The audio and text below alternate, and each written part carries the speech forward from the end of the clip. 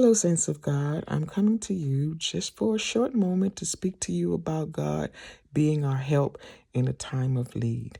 In life, we all know that the weight of the world, the struggles of this life can really become very overwhelming.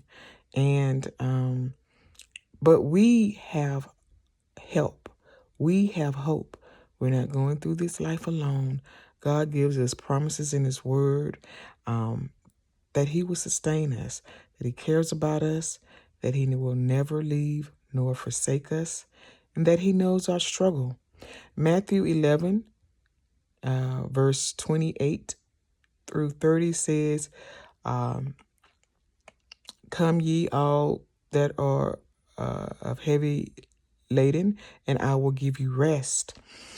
So in the middle of your circumstances, that God can give you and I rest. He will give us rest for our souls. There is a rest and there's a peace for the children of God.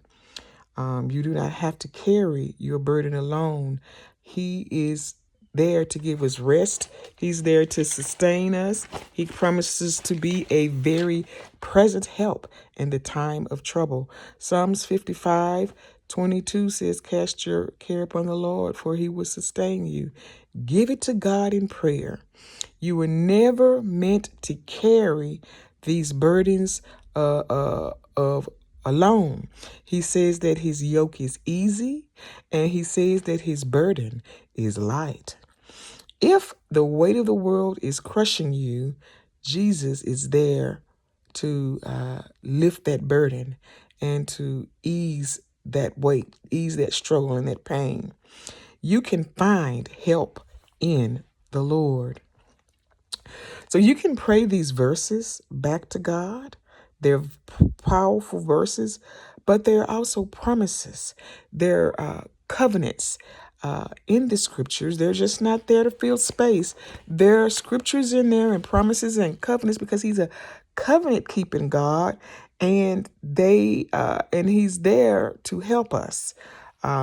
He gives us the scriptures, gives us hope when we feel hopeless, bleak, when we feel distraught. It gives us peace when we are in turmoil, we are in tragedy or confused.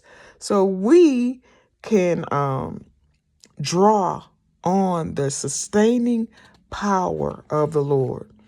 Take your problems to God in prayer and ask and receive His help, and He will receive your prayers and He will answer them.